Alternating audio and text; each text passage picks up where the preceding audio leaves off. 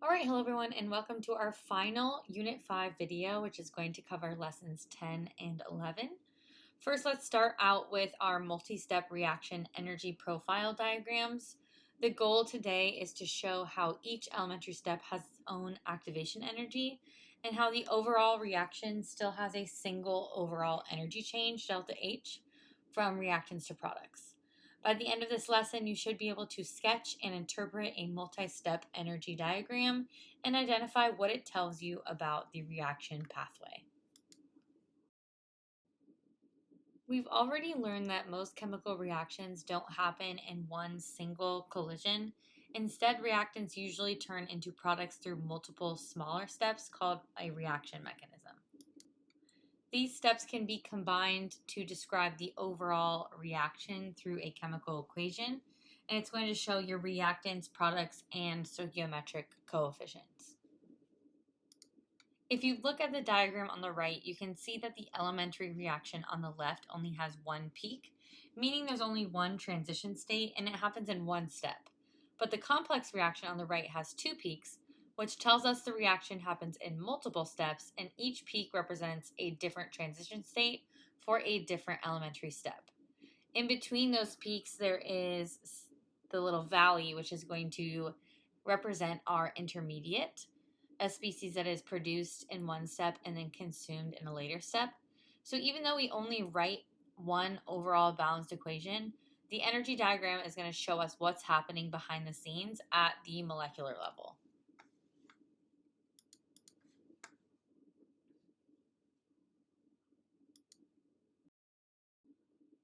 This diagram is a reaction energy profile for a multi-step reaction, which means the reaction occurs through more than one elementary step. Just like with any potential energy diagram, the y-axis is going to represent our potential energy, and the x-axis is going to represent reaction progress, also known as a reaction coordinate. Starting on the left, we see the reactants are starting at a certain potential energy. As the reaction begins, the curve is going to rise to the first peak, labeled transition state 1. This peak represents the activation energy for the first elementary step. So this would be our activation energy for step 1. Because this reaction has multiple steps, there's going to be more than one transition state. After that first peak, the curve is going to drop into the valley. This valley is representing our intermediate, which is a species that is formed in one step and consumed in another.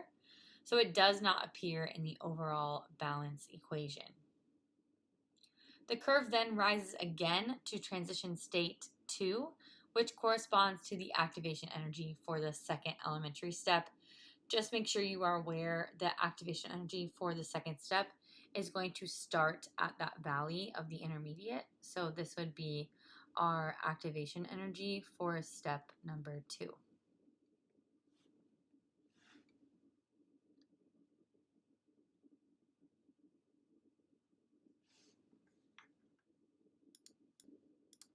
Now, when you're trying to establish which step is our rate determining step, remember that's going to be the one with the larger activation energy,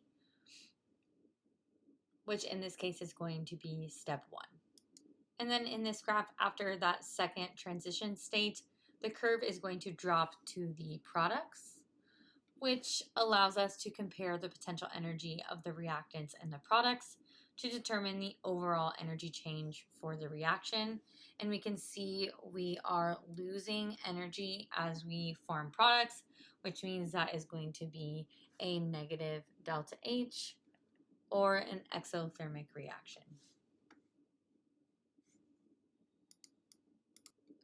So a little recap from this graph, I can get many details. The first is that this is a reaction mechanism with 2 elementary steps. I also know that the first step is going to be my slow or rate determining step. I also can get what my intermediate is by canceling out the substances that are in other parts of the graph. So for example, I can see O2 is also a product, so that's not going to be the intermediate. and O3 is a reactant, so my intermediate is going to be O by itself. And then I can also tell that this is an exothermic reaction because I have a negative delta H, or an output in energy.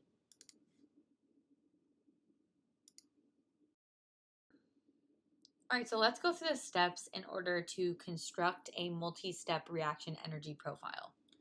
First, we're going to place the reactants and the products at their correct starting energies. This is going to be a great way to determine what's actually happening in the reaction, depending on if we are losing energy in the system or gaining energy.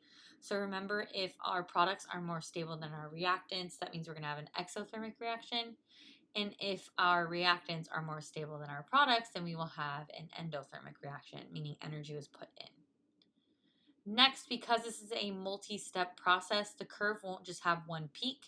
Each step is going to have its own transition state, so the diagram must include multiple peaks, where each peak represents the highest energy arrangement of atoms for that step. Then we're going to connect everything with a smooth curve to show how the system's energy changes as the reaction progresses. The rise up to each peak is going to represent the activation energy barrier that must be overcome for the specific elementary step, and the dip between each peak is going to represent our intermediate. Finally, we're going to label the key energy quantities. So the activation energy for each step is measured from the energy level right before the peak up to that peak. And the largest activation energy peak is going to correspond to the rate determining step, since it represents the biggest energy barrier in the mechanism.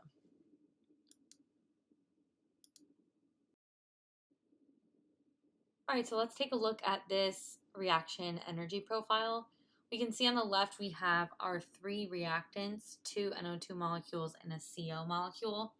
We have our first step within the mechanism, which is going to have a very large activation energy. So this is going to be our slow or rate determining step. After that step, we're going to be left with three products. And then from there, we are moving forward in our second elementary step. And that is going to produce NO, NO2, and CO. So this slide is asking what is the intermediate in this example. It's really easy to determine this because you're just going to look at the species that are available in that valley and then cancel out any that are present either at the start of the reaction or at the end of the reaction. So we can see NO is going to be a final product and CO is a starting reactant. So in this case, NO3 is going to be your intermediate. So use the following graph to answer the questions below. The first one says what represents the reactants. That is going to be X plus 2Y. What represents the products? That is going to be P plus Q. How many elementary steps are in this reaction? Remember, that is based off how many peaks we have. So in this case, we have 3 elementary steps. And then it says what step is the rate determining step. Remember to find out you're looking for largest activation energy. So here is our activation energy for step number 1. For step number 2, our activation energy is from B all the way up to C. And then for our activation energy for the third step, it's going to be from D to E. So as you can see, our largest activation energy is for the second elementary step. So that is going to be our rate determining step.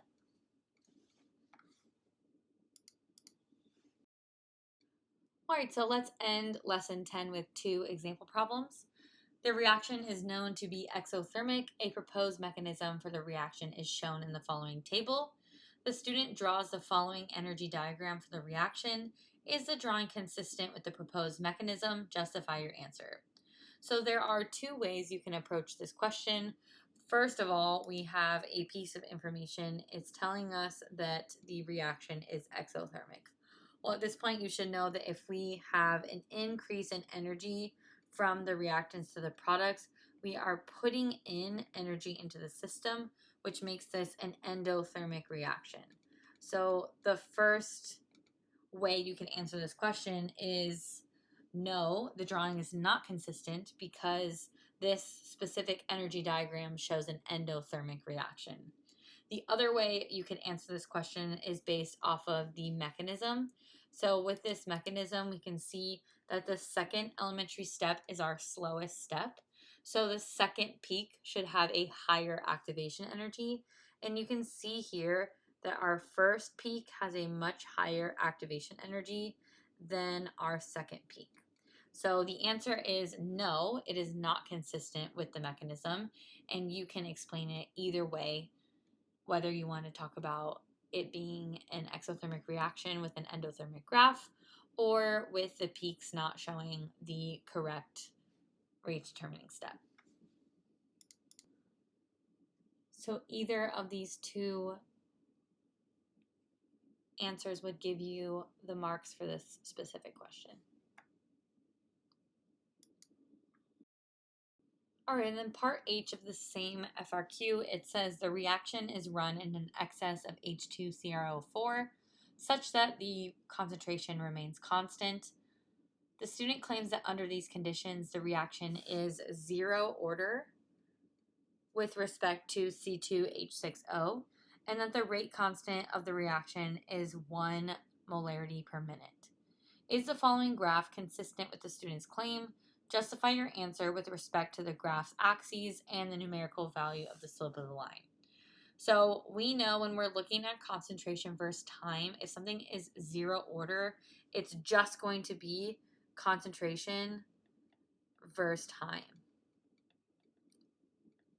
If concentration versus time does not produce a linear regression, then we're going to go ahead and manipulate that concentration to see if either the natural log of the concentration or the inverse of the concentration gives us a straight line, and that will tell us what order it is. So if it is natural log of the concentration versus time, and that gives us a linear regression, then that would be first order. And then if the inverse of the concentration versus time gives us a linear regression, then it's second order. So in this case, on the y-axis, we have just concentration versus time on the x-axis, and it already produces a linear regression with equal values in between each minute. So because concentration versus time already gives us a straight line, that means we know it is in fact zero order. So we do say that this is consistent with the student's claim. And here is an example answer to this FRQ. Please make sure you are reading what it's actually asking. It says it wants you to justify with respect to one, the graph's axes, which we talked about. So this would be one of the points. And then it also wants you to justify in terms of numerical value of the slope of the line. And so this would be your other point.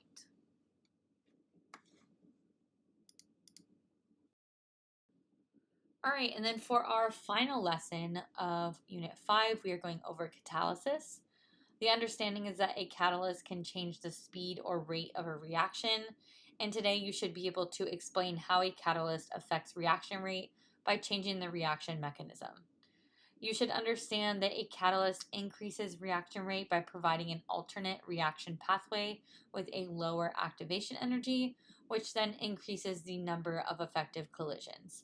Remember, a catalyst is not consumed overall. It may appear as a reactant in one step, but is going to be regenerated in a later step. So it cancels out of the overall reaction. Many catalysts speed up reactions by binding to reactants, which can orient reactants more effectively and or lower the activation energy. This often creates new intermediates where the catalyst is temporarily attached to reactants, and that is specifically how enzymes work. We're going to be going through 3 types of catalysis. The first one is covalent catalysis. This is when the catalyst forms a temporary covalent bond with a reactant or intermediate, creating a new pathway with different elementary steps. The next type is called acid-base catalysis. This is when we have a reactant or intermediate gain or lose a proton, forming a new intermediate and changing the mechanism. And then our last type is surface catalysis. This is when reactants or intermediates adsorb to a surface or bond to it, forming surface bound intermediates and new elementary steps. Adding a catalyst does not change the overall reaction, but it does change the mechanism or the sequence of elementary steps. So on both sides of this slide, we have a mechanism showcasing the decomposition of hydrogen peroxide. On the left, we just have the natural decomposition. On the right, we have a catalyst that is being introduced. And as you can see, when we introduce that catalyst, we're going to reduce the amount of elementary steps and increase the rate of reaction. So let's go ahead and derive our overall reaction from these two mechanisms to double check that they are the same. So on the left, with our uncatalyzed reaction, we have OH as an intermediate, and we also have HO2 as an intermediate. So we are left with 2 moles of hydrogen peroxide, and then we're left with 2 moles of water and 1 mole of oxygen gas. And then looking at our catalyzed reaction, we know the catalyst iodide is going to be canceled out because it is both a reactant in step 1 and a product in step 2. Then we also have iodate as our intermediate. And then we are left with 2 moles of hydrogen peroxide. We're left with 2 moles of water and 1 mole of O2. So as you can see, even though they are different mechanisms, they still have the same overall chemical equation. A catalyst increases reaction rate by increasing the frequency of effective collisions and or by providing an alternate reaction pathway with a lower activation energy. In other words, the catalyst changes the mechanism so the reactants don't need to overcome a large amount of energy to reach the transition state. With a smaller activation energy, a larger fraction of collisions have enough energy to be successful, so the reaction proceeds faster. A common way catalysts do this is by binding to the reactants. This can stabilize the transition state, bring reactants to a better orientation, or form temporary catalyst reactant interactions. And that's going to make breaking and forming bonds easier. The key idea is that catalysts lower the energy barrier, which increases the rate without being consumed overall. All right, so let's dive into our 3 types of catalysis. I will say actual questions based on what type of catalysis is using are very rare, but they are in the curriculum, so we're going to break those down. First is covalent catalysis. That is going to occur when a catalyst, usually an enzyme, temporarily forms a covalent bond with the substrate. That is going to create a new intermediate and an alternate pathway with a lower activation energy. So if we look at this diagram, we can see that the substrate, which is our reactant, is going to bind in the enzyme active site. And when that substrate binds to the enzyme, it's going to form a temporary covalent intermediate, which is known as the enzyme substrate complex. So that's what you see in the middle of this diagram here. Then after that, our intermediate is going to break, our product is going to be released, and then the enzyme is exactly how it was when it started. So it's going to be regenerated. Now, what's important to note is that that active site that you see here is actually a reactive group that's going to bond to that substrate. So typically it's either an NH2 group, an SH group, or an OH group. In acid-base catalysis, the catalyst either donates or accepts a proton, and that proton transfer is going to change the bonding in the intermediate, which creates a more reactive intermediate. So when we have acid catalysis, the catalyst is going to donate the proton, and then later it's going to get it back. And then in a base catalysis, it's going to accept the proton, and then later it's going to return that proton. So acid-base catalysis works by temporarily changing protonation states, which is accepting or donating a proton, and that's going to create a lower activation energy pathway. So looking at this diagram here, you don't technically have to be able to interpret one of these. I've never seen them on the exam, but it does kind of show what's actually happening in acid and base catalysis. All right, and then our final type of catalysis is surface catalysis, which is when a reaction is sped up because the reactants adsorb or stick onto the surface of a solid catalyst. Typically in AP chemistry, you're going to see platinum or palladium or nickel as the solid catalyst. That solid surface is going to provide an alternative reaction pathway with a lower activation energy. And essentially what's happening is first the reactant molecules are going to stick to that surface. Those bonds are either going to weaken or they are going to be oriented in a way that they're easier to create the product molecules. And then the new bonds are going to be formed more easily when those species are attached to the surface.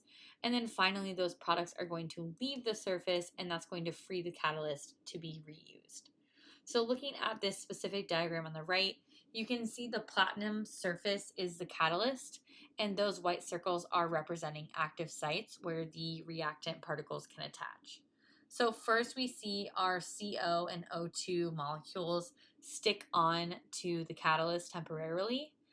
That matters because absorbing them brings the reactants closer together and weakens the bonds, especially that double bonded O in oxygen molecule. Next, you can see that the O2 splits into 2 oxygen atoms on the surface. That's a big deal because the catalyst makes it easier for that bond to break, which means this pathway has a lower activation energy.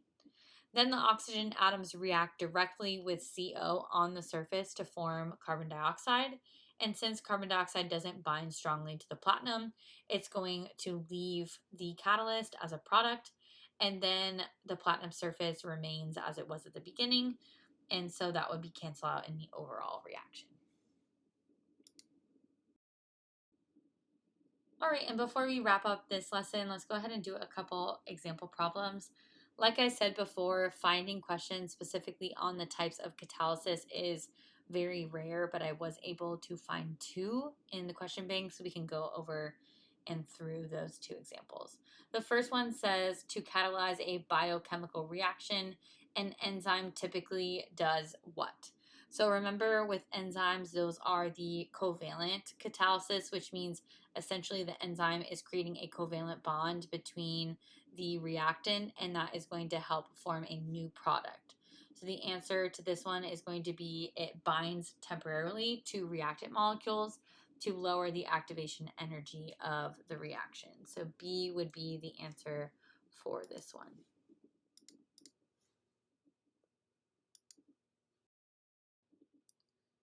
And then our next multiple choice example says the rate of the reaction represented above increases significantly in the presence of palladium. Remember, palladium was one of our common catalysts for surface catalysis. Which of the following best explains this observation? If we go down to option C, it says one of the reactants binds on the surface of palladium, which introduces an alternative reaction pathway with a lower activation energy, which pretty much sums up our surface catalysis. So that would be the answer for this one. And then finally, they often give you diagrams that look like this, and I do want you to be able to look at this and identify that it is a surface catalyst. So those RU atoms are our surface catalyst, and we can see that it's providing a space for those molecules to stick onto and then create a lower activation energy pathway for our products to be formed. So this would be an example of what surface catalysis looks like. And that concludes our Unit 5 notes. I hope these videos provided you some help with this unit. If you have any questions, please feel free to comment below, and I am happy to answer those questions for you at any time. Have a great day.